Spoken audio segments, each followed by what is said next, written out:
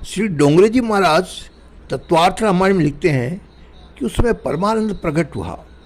पीछे वैदिक विधि से कन्यादान किया गया, 3 पीढ़ी के पुरुषों का नाम उच्चारण किया गया, श्री सीता जी का हाथ राम जी के हाथ में समर्पण किया गया। रामचंद्र जी से राजा जनक ने कहा, मैं कन्यादान करता हूँ, इस कन्या को तुम स्वीकार करो। प्रतिगृहताम, श्री राम जी ने कहा कि तुम बोलो प्रतिगृहतामी, मैंने ये कन्यादान लिया। राम जी तो बहुत सरल, उन्होंने कहा प्रतिगृहतामी। उर्मिला का हाथ लक्ष्मण के हाथ में दिया और कहा कि प्रतिगृहताम, अब तुम बोलो प्रतिगृहमी। लक्ष्मण ने बोलने से मना कर दिया। उन्होंने कहा कि विचार किया कि मैं मंगलाष्टक हो गया, कन्या का हाथ मेरे हाथ में आ गया, अब मैं थोड़ा हट करूँ तो कोई बाधा नहीं है। पुरोहित ने पूछा बोलने की मनाही क्यों कर रहे हो?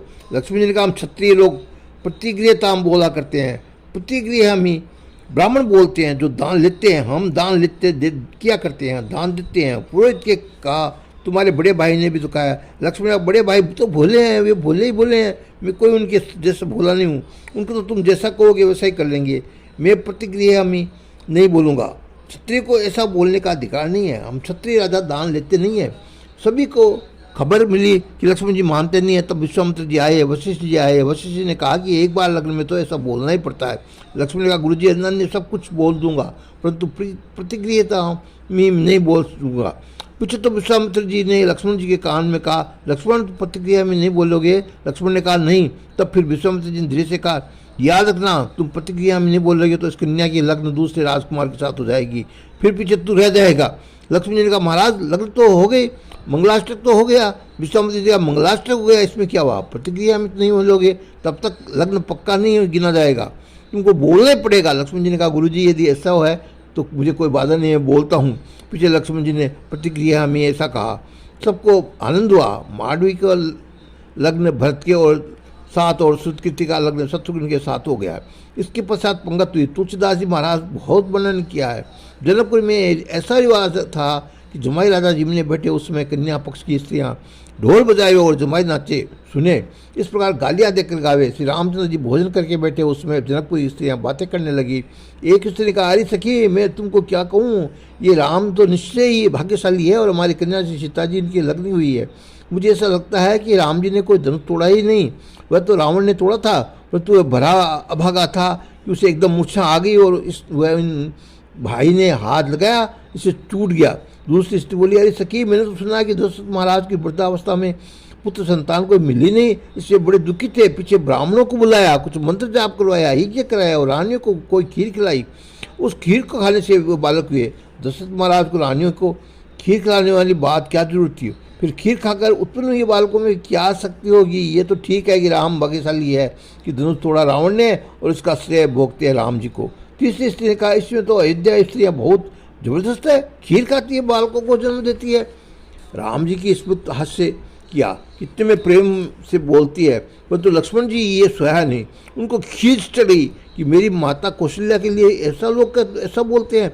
राम जी लक्ष्मण जी को समझाने लगे, तू क्यों खींचता है, ये तो ये प्रयास करती है, तू क्रोध मत कर। लक्ष्मण जी ने कहा, परंतु बड़े भाई, इन लोगों ने मेरे घर की ज्ञान की कमी है, विनोद भी विवेक करना चाहिए, ये तो मन में आवे सो ही बोलती है। लक्ष्मण जी ने खाते खाते जवाब दिया, अयोध्या में की स्त्रियाँ तो बहुत अच्छी है, ये खीर खाकर बालकों को जन्म देती है, परंतु ये जनकपुर की स्त्री ऐसी करामाती है, इनको खीर खाने की जरूरत नहीं पड़ती, धरती फटने से ही छोकरियाँ जन्मती है। तुम्हारे यहाँ तो ऐसा रिवाज है। लक्ष्मण जी के ऐसा बोलने से सबको ऐसा विश्वास हो गया कि बड़े भाई थोड़े भोले हैं, परंतु ये बहुत प्रबल है। हमारे यहाँ की भी इन्होंने ये सब बात खुलासा कर दी। एक नाथ जी महाराज रंगपंचमी के उत्सव का बहुत वर्णन किया। श्री सीताराम जी के अंतःपुर में खेल रहे थे। माता जी के हाथ में 2 रत्न लेकर राम जी ने से पूछा, एक की द्विकी, मेरे हाथ में 1 रत्न है कि 2? राम जी को वशिष्ठ ने उपदेश दिया था कि जगत में केवल एक परमात्मा ही सत्य है, ईश्वर के बिना जो कुछ भासता है वो सब मिथ्या है। एक ही परमात्मा अनेक रूपों से विराजे हुए हैं, माया से अनेकता भासती है। श्री राम तो ब्रह्म रूप है, राम जी को द्वैत दिखाई देता ही नहीं है, 2 दिखते ही नहीं है। इसलिए राम जी ने कहा, एको। माता जी ने हाथ में 2 रत्न निकाले, तब सखियाँ हंसने लगी और राम जी से कहा कि आज तक तो तुम अकेले थे, परंतु अब अकेले नहीं, अब तो लग्न हो गई है, अब सीता जी राम जी के साथ विराजती है। विरोध में भी कोई राम जी का अपमान करे तो लक्ष्मण जी सह सकते नहीं। जहाँ से राम जी और लक्ष्मण जी है, लक्ष्मण जी को लगा कि मेरे राम जी बहुत भोले हैं, ये लोग इस प्रकार हंसते हैं। लक्ष्मण जी ने सखिया जवाब दिया कि मेरे राम जी को जो बोलते हैं उसका तुम कोई अर्थ समझती नहीं। सखियों ने कहा क्या अर्थ समझ आते नहीं, अब तो लग्न हुई है इसलिए अकेले नहीं है।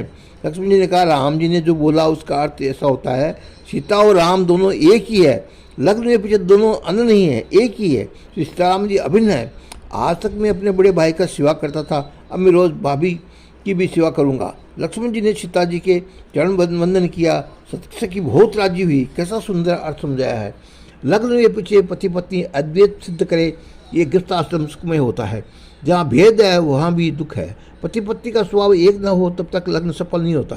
तन दो मन एक और इसका नाम लग्न है। पति पत्नी तन से दो होने पर भी उनका स्वभाव और मन एक ही हो, ये सुखी हो मिलता है। पति और पत्नी का लक्ष्य अलग हो तो मतभेद होता है, मतभेद से मतभेद होता है, मनभेद से झगड़ा होता है और झगड़े से अशांति होती है, भय होता है। जहाँ भेद है वहीं भय है, जहाँ अभेद है वहाँ भी अभय है। पति पत्नी तत्व से तो एक ही है।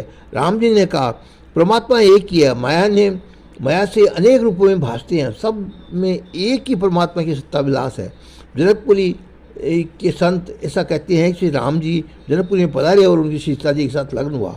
उसके बाद राजा राम जी वहाँ की राज्याभिषेक किया गया। जनकपुरी के संतों ने ऐसी संभावना है कि राजा जनक के कन्यादान किया था, तब श्री राम जी को घर जुमाई बनाकर उन घर में रखने की प्रतिज्ञा की थी। वे संत ऐसा कहते हैं हमारे राम जी तो जनकपुरी छोड़कर जाते ही नहीं है। जनकपुरी में सीताराम जी की अखंड रूप से विराजते हैं। राम जी अयोध्या जाए तो केकई उनको वन में भेज देती है ना। जनकपुरी के संतों की ऐसी भावना है कि राम जी जनकपुरी में ही विराजते हैं। सबकी बहुत इच्छा थी कि श्री सीताराम जी को स्वर्ण सिंहासन पर बुलार कर जनकपुरी में ही राज्याभिषेक हो। श्री रघुनाथ जी का पहला राज्याभिषेक जनकपुरी में हुआ। स्वर्ण सिंहासन में श्री सीताराम जी विराजते हैं। भाग्यशाली है प्रजा जो श्री सीताराम जी के दर्शन करती है। दर्शन करते मन थकता नहीं है। लोग बातें करते हैं कि श्री राम ये साक्षात आदिनारायण परमात्मा है और श्री सीता जी राजकन्या नहीं, ये तो जगत माता लक्ष्मी है, ये धरती में से प्रकट हुई है। हम प्रत्यक्ष लक्ष्मी नारायण का दर्शन कर रहे हैं। लग्न महोत्सव के उपरांत श्री सीता जी श्री राम जी के साथ अयोध्यापुरी जाने के लिए तैयार हुई।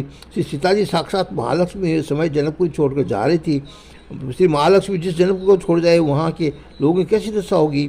माता जी का विचार किया कि अब मैं यहाँ आज से जाती हूँ तो ये लोग क्या खाएंगे। माता जी ने चावल के थैली भरी और चावल बिखेरे। यही चावल आज तक की मिथिला में खूब चावल उत्पन्न करते हैं। श्री सीताराम जी सबके साथ जनकपुरी अयोध्या लिए प्रयाण किया। मार्ग में परशुराम जी मिले। राम जी ने उनका शिवधनुष तोड़ा। इस प्रकार परशुराम जी अत्यंत क्रोध किया। परशुराम जी आवेश में आवेश अवतार है। परशुराम जी के साथ श्री लक्ष्मण जी ने बहुत विनोद किया।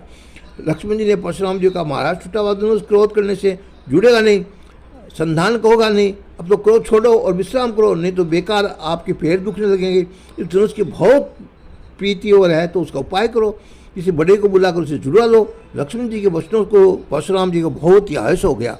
प्रभु ने परशुराम जी में जो आवेश था वो खींच लिया। परशुराम जी ने राम जी की सुंदर स्तुति की। राम जी की जय जयकार करके परशुराम जी तप करने चले गए और प्रभु अयोध्या में पधारे। सब माताओं ने अच्छे से आनंद हुआ और अंधे को आँख मिले, जन्म दरिद्र को पारसमणि मिले, नित्य रोगी को अमृत मिले, योगी को परम तत्व प्राप्त हो। उस समय उनको ऐसा आनंद होता है जैसा ही आनंद सब माताओं को प्राप्त हुआ। 4 लक्ष्मीनारायण मेरे घर आए हैं, ऐसी भावना से कौशल्या माँ ने पूजा की। अयोध्या की प्रजा श्री सीताराम जी को निहार कर हर्ष से परिपूर्ण हो गई। उसने बहुत बड़ा आनंद किया। महाराज दशरथ ने ऋषि विश्वामित्र को खूब सम्मान किया। रानियों के साथ महाराज दशरथ ने राजा जनक को बहुत प्रशंसा की। सीता जी वह सुन रही थी, बहुत राजी हुई। कन्या के माता पिता प्रशंसा करेंगे तो कन्या राजी होगी। महाराज दशरथ ने कौशल्या आदि रानियों से कहा, ये पराये घर की कन्या अपने घर आई है, पलक जिस प्रकार आँख की सुरक्षा करती है उस प्रकार तुम इनकी रक्षा करना। इनके पेड़ जाने की इच्छा होती है तो मैं मानूंगा कि तुमने कुछ काला गोरा किया होगा, पेड़ को भूल गए, इस स्थिति से इनको रखना है। 4 पुत्र बुद्ध घर में आई। महात्मा ऐसा वर्णन करते हैं कि महाराज दशरथ के सुख की सीमा न रही। श्री राम उन जिनके पुत्र है श्री सीताराम जी उनकी पुत्र बुद्ध हो, उनके सुख का पूछना ही क्या, परंतु अति सुख मिले ठीक नहीं। महाराज दशरथ को सुख का नजर लगी। महाराज दशरथ बहुत सुखी थे, वे अब दुखी होने लगे। सुख के दिन जाते देर लगती नहीं। संसार का ये नियम है, दिन के पीछे रात्रि और रात्रि के पीछे दिन की वजह से सुख के पीछे दुख और दुख के पीछे सुख, सृष्टि का क्रम चलता रहता है। ये डोंगरी जी महाराज कथा सुना रहे हैं, उसके आगे सुनाओ। जब तक जय श्री राम, जय